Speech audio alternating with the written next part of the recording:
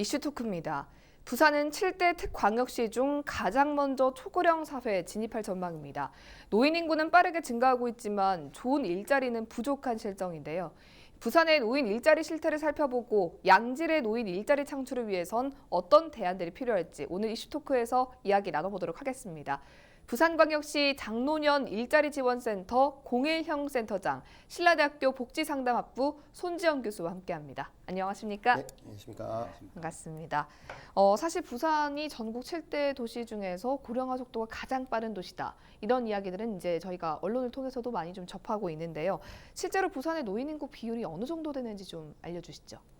예, 2019년 9월 기준으로 부산의 65세 이상 노인 인구는 60만 9천 명으로 부산시 전체 인구의 17.8%를 차지하고 있습니다. 네. 예, 2022년에는 노인 인구의 비중이 20.4%까지 증가를 해서 초고령 사회에 들어설 것으로 전망이 되고 있습니다. 네. 예, 더욱 심각한 것은 기대 수명의 연장과 저출산으로 인해서 고령화 속도는 더욱 빨라질 것으로 예상이 되고 현재 만 50세 이상 장노년 세대의 비중이 부산시 전체 인구의 43%에 달하고 있어서 현재 이분들에 대한 대책이 마련되지 않을 경우 다양한 사회 문제가 양산될 것으로 예상이 됩니다. 네, 노인 일자리 확대를 위해서 정부나 부산시에서도 다양한 노력들을 좀 하고 있습니다. 실제로 노인들이 지금 일하고 있는 일자리에는 어떤 것들이 있는지 우선 궁금합니다.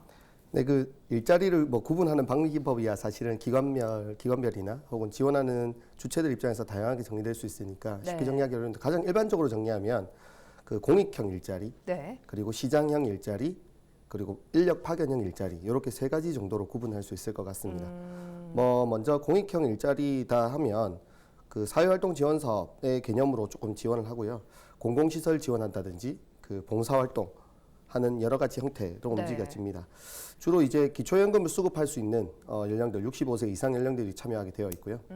시장형 사업이다라고 이야기하면은 그분들 그 노인 일자리 소규모 사업단 규모에서 요거는 이제 만 60세 이상이신 분들이 주로 참석하게 되는데 일정 정도 이제 사업비를 지원하게 되고 말 그대로 시장에서 활동할 수 있도록 하기 위한 기본적인 조건을 지원해 주면서 네. 본인들이 활동을 할 수 있게 만드는 방법입니다. 세 번째로 말씀드렸던 인력 파견형이다라고 이야기하면 그 기존 기업체와 이제 매칭 사업의 형태인데 기업에서 원하는 어떤 기술이 있지 않겠습니까? 네. 그럼 그 기술을 이제 일정한 조건이 되는 기관들에서 교육을 시키고 그 교육을 이수한 60세 이상의 어르신들이 그 기관에 참석을 해서 이제 참여해서 그 일자리 사업에 활동을 할 수 있도록 하게 되어 있는 구조입니다. 구조는 사실 여러 가지 형태가 있긴 한데요. 네. 어려운 점이 사실은 이 일자리 형태들에서 나타나는 어려운 부분이 조금 더 있을 것 같긴 합니다. 사실 많은 부분들에서 예상해 보시면 알겠지만 효과성이라고 보면 당연히 시장형 일자리가 가장 만족도도 높고 비용도 너무 많이 만질 수 있을 거라 생각을 하지만 네. 한국 같은 경우에서 노인형 일자리 참여 비율은 80% 이상이 공익형 일자리에 예. 참석을 하게 되어 있고요. 시장형 일자리 비율은 사실은 조사마다 약간 차이가 있지만 30%는 안 되고요. 20% 내외 정도로 많이 잡히고 있기 때문에 사실은 이 부분에 대한 조금 보완이 조금 더 필요할 것 같긴 합니다. 단순하게 지원해서 나올 수 있는 부분은 아니지만 네. 무조건 시장형을 키울 수 있는 것도 아니라서요. 공익형 일자리 가지고 있었던 저예산에 대한 부분들 또 기간 올해부터 12개월로 이제 기간이 연장되어 있습니다만 네. 기간에 대한 부분이란지 이런 부분에 대한 보완도 꾸준히 이루어진다면 사실은 가능성은 언제나 있지 않을까 싶습니다. 네. 네, 사실 노인 일자리라고 하면은 저임금에 대부분 좀 단기 일자리 위주로 치우쳐져 있다는 지적이 좀 많은데요. 이런 일자리의 원인 또는 실태는 이제 이런 일자리 실태의 원인 및 문제는 뭐라고 생각하십니까? 우선 기업 입장에서는 노인은 산업 재해 위험이 좀 더 많고 그리고 생산성이 떨어진다 이런 네. 인식을 가지고 있습니다. 거기에 덧붙여서 청장년층과 마찬가지로 근로기준법 그리고 최저임금 준수 등의 사안을 지켜나가야 되기 때문에 네. 아무래도 정규직이나 장기적으로 채용함에 있어서는 좀 부담을 갖는 것이 사실입니다. 네. 그리고 노인 입장에서는 이제 본인의 신체적 능력이나 아니면 여가 선용의 시간 또는 출퇴근 거리 등 이런 다양한 요소들을 예. 또 아무래도 고려해서 희망하시는 취업을 희망하시는 경향이 있기 때문에 네. 이로 인해서 대부분의 이제 노인분들이 경비나 미화 같은 단순 기능직 또는 재정 지원 노인 일자리 사업에 참여하고 있는 경우가 많습니다. 네. 그럼 전문직에서 이런 여러 요소로 인해서 아무래도 전문직에 종사하셨거나 아니면 평생교육 형태로 해서 본인이 배운 기술을 활용하고자 하시는 분들에게는 아무래도 좀 기회가 제한적인 것이 문제가 아닐까 그렇게 생각을 하고 있습니다. 예, 사실 뭐 정년을 늘리거나 노인 일자리 확충에 힘쓰다 보면 상대적으로 이제 청년층의 일자리가 줄어들지 않을까 이렇게 걱정하는 우려의 목소리도 한편으로 있습니다. 그럼에도 불구하고 노인 일자리가 꼭 필요한 이유 전문가로서 어떻게 보십니까? 사실 노인이 되어 간다는 게 문제로 보인다는 것 자체가 그 사회가 건강하지 않다는 걸 보여준 대표적인 사례라고 볼 수 있습니다. 네. 저희도 사실은 언제든 노인이 되어 가고 있는 거고요. 네. 사실 다 노인이 되어 갈 텐데 노인이라고 하는 특성을 가졌기 때문에 비노인 세대에 비해서 가지는 어려움이 크다라고 하면 이건 사실 그 사회가 그만큼 보완이 잘 못 되어 있는 거겠죠. 네. 그런 관점에서 일단 질문하셨던 내용에 조금 더 맞춰서 이야기를 한번 해보면 뭐 여러 가지 요인이 있겠지만 인구 사회학적 요인, 그리고 개인적 요인, 그리고 경제적 요인 세 가지 정도로 이야기가 될 수 있습니다. 인구 사회학적 요인이다라고 이야기해보면 2009년에 벌써 10년이 됐는데요. 2009년에 유엔에서 발간한 보고서에서는 네. 호모 헌드레드 시대가 왔다라고 이제 이야기를 하고 있습니다. 소위 말해서 인간의 100세 시대가 이제 도래했다는 거죠. 평균 은퇴 연령이 60세 이하로 잡힙니다. 네. 그러면 50년 이상의 삶이 사실은 비노동 세대에서 움직여질 수밖에 없는 거라는 거죠. 당연히 여기에 대한 접근이 필요하고요. 네. 두 번째로 봤었을 때는 개인적 요인이 있을 수 있습니다. 개인적 요인이라고 하면 이제 뭐 제일 대표적으로 생각해 보면 우리나라 전체 소득 분위를 봤었을 때 하위 20%에 있는 세대들의 평균 연령을 계산해 보면 65세가 이미 넘게 나타납니다. 그러니까 우리나라에서 가장 가난한 그 연령층, 가난한 그 빈곤층이라고 하는 세대들의 평균 연령이 65세가 넘고 있다는 것. 대부분의 노인들이 여기에 해당이 될 수 있다는 겁니다. 네. 그럼 그렇게 따져보면 이 빈곤 감소에 대해서 어떠한 방법으로 개입을 해야 될 것이냐라고 생각해 보면 방법적인 부분에서 소득이냐 일자리냐 이런 부분이 있겠지만 일자리를 지원하지 않고서 스스로 해결할 수 있겠다라고 생각하는 것은 사실 사회적 비용은 더욱더 많이 들어갈 가능성이 있고요. 그리고 그런 부분에 대한 접근도 충분히 필요합니다. 그리고 두 번째로 봤었을 때는 우리 다 알 수 있겠지만 일자리라고 하는 게 단순하게 그 돈을 버는 공간은 아니지 않습니까? 돈벌이의 공간은 아니지 않습니까? 네. 그 일자리를 통해서 관계를 만들어가고 서로 관계를 쌓아가면 서로 인식해지는 그게 가장 중요한 거 아니겠습니까? 그렇죠. 그렇게 따져보면 일자리를 통해서 노인들이 가지고 있는 사회적 관계가 이제 확충될 수 있는 가능성이 있게 되죠. 네. 그러니까 지원 정책이 있었을 때 단순한 일자리가 아니라 그런 관계가 강화되면서 답이 풀어지는 방법이 있을 수 있고요. 마지막으로 세 번째가 이제 경제적 요인인데요. 네. 경제적 요인이라고 생각해 보면 많은 분들께서 이것을 이제 노인 일자리가 들어가는 부분을 소위 말해 청년들의 일자리를 뺏어가는 거 아니냐라는 개념으로 해석하는 분들이 계신데 반대로 생각해 보면 청년들은 어디서 일자리를 찾을 수 있을까요? 그거는 사실은 누군가가 돈을 써줘야 소비를 누군가는 만들어 줄 수 있어야 되는 대상을 통해서 일자리를 만들어 갈 수 있을 텐데 사실은 많은 부분들에서 노인 세대가 가져가는 부분들을 이야기하시면 잘 생각해 보시면 노인 세대는 저축 기간이 가장 짧을 수밖에 없습니다. 네. 그렇다면 그분들이 얻었던 노동소득은 자연스럽게 사회로 다시 들어올 수 있는 구조가 되고 그 구조는 전체 경제에 대해서 활성화될 수 있는 방법이기 때문에 네. 관심을 많이 가져야 됩니다. 네.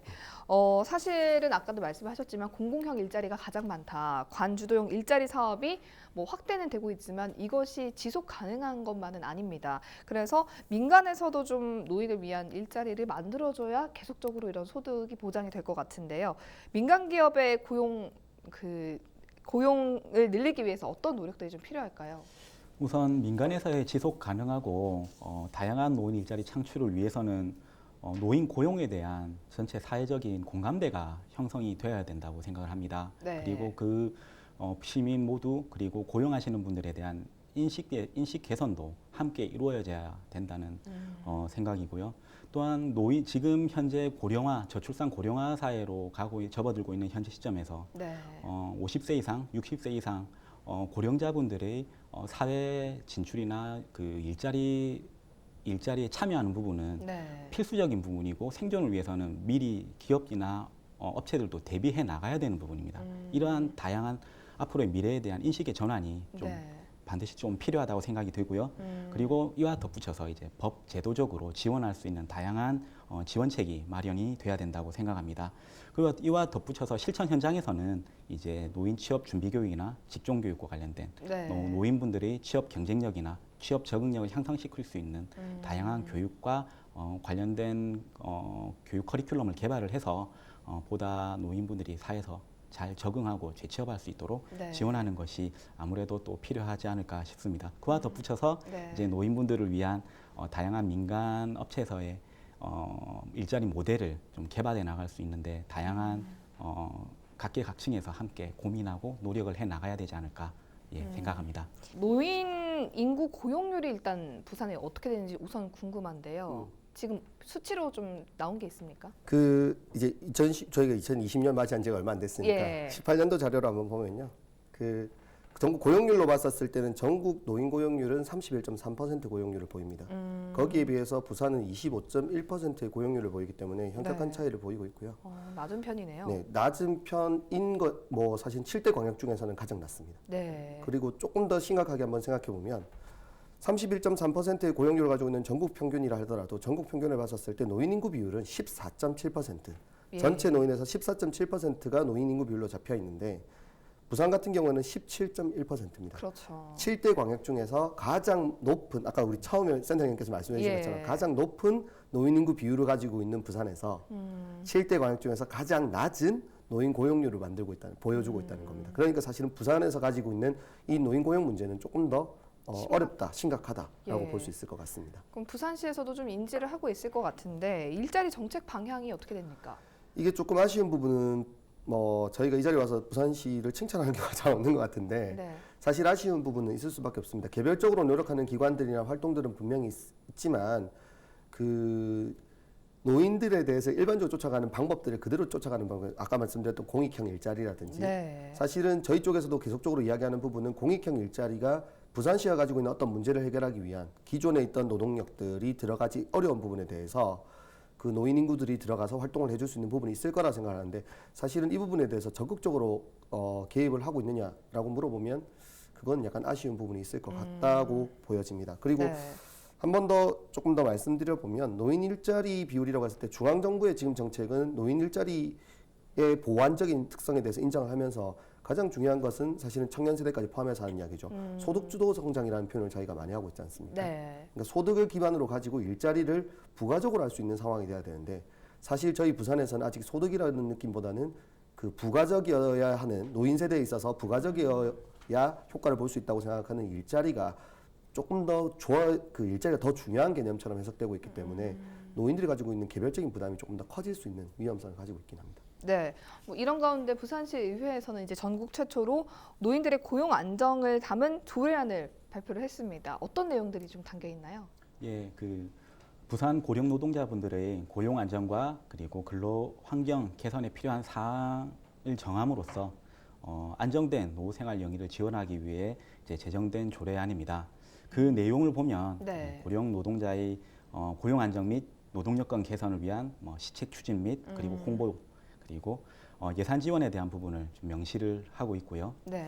그리고 또한 그와 관련된 협의체 구성에 대한 지원 그리고 상담소 설치에 대한 내용이 이번 조례안에 함께 담겨 있습니다. 네. 예. 뭐 이런 가운데 부산에서는 고독사 예방을 위한 조례도 나오고 있고 좀 의원들이 다양하게 인식을 하고 노력을 하고 있는 것 같긴 합니다. 근데 이제 이런 노인 일자리 문제가 결국에는 뭐 저희가 말하는 고독사, 노인 자살과 같은 사회 문제와 연결되는 것도 또 문제라고 볼 수 있을 것 같은데요. 이런 조례를 통해서 그런 좀 문제들을 해결할 수 있다고 보십니까? 그 단정적으로 이야기하기 어려운데 네. 없는 것보다는 확실히 낫겠죠. 네, 없는 것보다는 당연히 나을 거라는 생각을 하는데 그 충분히 이만큼 좀 담보가 될 수 있을 것이냐에 대한 고민을 할 수 있습니다. 사실 하나의 제도나 하나의 정책으로 모든 노인 일자리 관련한 모든 문제가 해결된다든지 하고 노인 일자리와 연계됐던 나머지 문제들이 해결될 수 있을 거라고 보는 것은 약간 어려운 부분이 있지 않겠습니까? 네. 그렇다면 노인 일자리를 바라봤을 때 저희가 가장 중요하게 생각해야 되는 부분은 사실 노인에 있어서 어르신들에 있어서 이 일자리라고 하는 개념이 얼마만큼 주도성을 가질 수 있게 해야 되느냐. 그러니까 노인들이 일자리 무조건 일을 해야 된다라고 생각하는 거는 아마 아닐 거라고 생각을 합니다. 예. 뭐 저희가 계속 일을 해라 이렇게 강조하는 건 아니니까. 그런데 일자리라고 하는 개념을 보완하기 위해서 아까 우리 고독사 지원 정책처럼 노인 여가라든지 노인 삶이라든지 그 일자리와 함께 노인의 생활 전반에 대한 지원들은 나머지 조례 혹은 나머지 서비스, 나머지 프로그램들로 조금 더 보완이 돼야 될 필요는 있다고 생각합니다. 실제로 이제 노인 일자리 참여하시는 많은 노인분들을 만나보실 것 같은데 좀 일단 가장 궁금한 것이 좀 본인의 의지에 의해서 자발적으로 일을 하시려는 분들이 꽤 많은 편인가요? 예, 아무래도 이제 어르신들이 여가 선용과 관련된 다양한 부분들이 아무래도 부족하다 보니 네. 그리고 또한 어르신들이 가지고 그 노인 재정 지원, 노인 일자리 사업에 참여함으로써 거기서 이제 비슷한 연배 분들을 네. 또 만나시고 그를 통해서 정서적으로 또 지지받는 부분도 있고 또 어느 정도 일정 금액의 보수도 있다 보니까 예. 뭐 참여하고자 하는 노인분들이나 어르신들은 굉장히 적극적으로 참여하고자 하는 의욕을 많이 보이고 계십니다. 네, 그렇다면 이제 아까 말씀을 좀 해주셨는데 부산이 노인 인구가 많은 비율이 높은 것에 비해서 일자리에 참여하는 노인 인구는 또 좀 적었단 말이죠. 그런 부분들에 대해서 부산시의 정책이 좀 아쉽다라고 혹시 느끼는 부분도 있으신지? 아무래도 일자리라 하면 재정 지원 일자리와 같은 경우에서는 이제 국가 재정이 투입되는 부분은 어느 정도 범위 안에서 네. 이제 통제가 가능하거나 아니면 컨트롤이 가능하지만 민간 업체 어느 정도 일정 수준의 급여나 보상이 이루어지는 민간에 취업하기 위해서는 어느 정도 경기 활성화나 네. 그리고 규모의 경제가 어느 정도 이루어져야 거기에 대한 취업 그 경기 활성화를 통해서 고용 시장이 좀 더 활성화되고 또 관련된 그 경직성도 어느 정도 완화될 걸로 예상이 되는데 아무래도 부산 경제 자체에 대한 파이나 이런 부분들이 좀 더 활성화돼야 근본적인 민간에서도 어느 정도 그 채용과 관련된 노인 네. 고용과 관련된 그 노인에 국한되지 않고요. 청장년도 마찬가지겠죠. 좀 채용과 관련된 근본적인 문제 해결에 한 요소가 되지 않을까 저는 그렇게 생각합니다. 장기적인 관점에서 추구해야 할 양질의 노인 일자리 사업 방향에는 어떤 것들이 있을까요? 네, 이거 많은 분들께서 사실 고민하고 있는 부분이라고 생각을 합니다. 그리고 이 고민은 노인 세대가 아니라 우리 청년에게서 똑같이 했던 이야기죠. 양질의 일자리를 어떻게 공급하느냐. 그래서 말 그대로 장기적인 일자리에 대한 관점이다라고 이야기를 한번 해보면 앞서서도 제가 짧게 좀 넣으면서 말씀을 드렸었는데 노인 일자리가 노인에게 1번인가 과연 가장 중요한 노인 문제를 모두 해결하기 위해서 가장 중요한 방법이나 가장 중요한 접근 방법이 과연 일자리에 한중된 것인가에 대한 고민을 일단 먼저 해봐야 될 것 같습니다. 네. 노인들이 가지고 있는 어떤 노동력에 대한 이야기가 신체적 특히 최근에는 60대 어르신들이나 70대 어르신들까지도 활동력이 굉장히 많으신 분들이 있으시죠.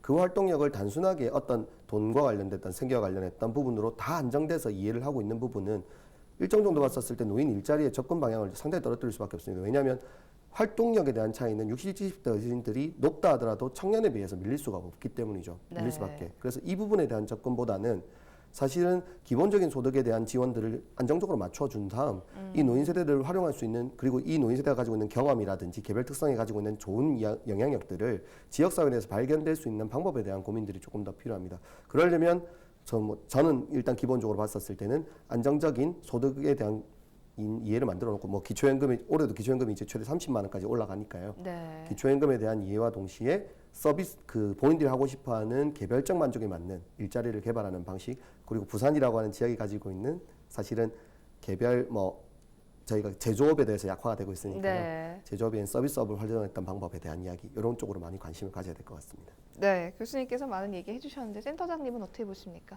퇴직한 노인분들을 새로운 환경이나 새로운 기술을 습득시켜서 재취업시킨다는 것은 아무래도 그렇게 쉬운 사안은 또 아닙니다. 그래서 기존에 이제 퇴직한 노인분들이 본인이 갖고 있는 전문적인 기술을 활용할 수 있도록 노인분들이 보다 오랜 시간 본인의 기술과 그리고 장점을 활용할 수 있도록 산업 네. 현장에서 보다 오래 활동하실 수 있도록 하는 그런 지원하는 법적 그리고 제도적 지원이 좀 필요하다고 생각이 들고요. 네. 또한 산업체 현장에서는 고령자분들의 신체적 특성을 좀 감안을 해서 네. 이분들이 보다 생산성을 유지할 수 있도록 하는 그런 시설 환경적 부분에 대한 개선과 거기에 대한 투자가 이루어져야 아무래도 고령자분들이 민간 업체 그리고 안정적인 소득을 유지할 수 있는 그런 그 직장을 가질 수 있지 않을까 저는 그렇게 생각을 합니다. 네, 무엇보다 부산의 특성에 맞는 그런 부산의 노인의 특성에 맞는 일자리들이 좀 나와야 하지 않을까 이런 생각이 듭니다.